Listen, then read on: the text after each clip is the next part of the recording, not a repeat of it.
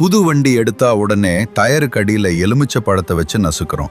இது வெறும் திருஷ்டிக்காக மட்டும்தானா, இல்ல இதுக்கு பின்னாடி ஒரு கிளவர் ஐடியா இருக்கா? அந்த காலத்துல பெரும்பாலும் மாட்டு வண்டிகள்ல தான் பயணம் செய்வாங்க.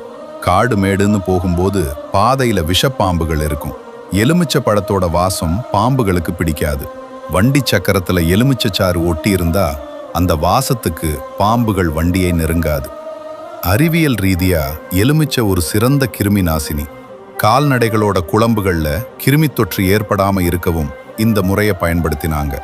ஆன்மீக ரீதியா எலுமிச்சைக்கு எதிர்மறை ஆற்றலை உறிஞ்சிற சக்தி உண்டு. அதனால தான் திருஷ்டி கழிக்க இதை பயன்படுத்துறோம். வீட்டு வாசல்ல எலுமிச்சையை தொங்க விடுறதும் அதே காரணத்துக்காகத்தான். காற்றுல இருக்கிற கிருமிகளை அழிச்சு வீட்டுக்குள்ள வர்றவங்களோட எதிர்மறை எண்ணங்களை அது தடுத்து நிறுத்தும். இது ஒரு நேச்சுரல் ஏர் பியூரிஃபயர். நீங்க உங்க வண்டிக்கு எலுமிச்சை நசுக்குவீங்களா? கமெண்ட்ல சொல்லுங்க. இதே போல இன்னும் பல ரகசியங்களுக்கு சப்ஸ்கிரைப் பண்ணுங்க.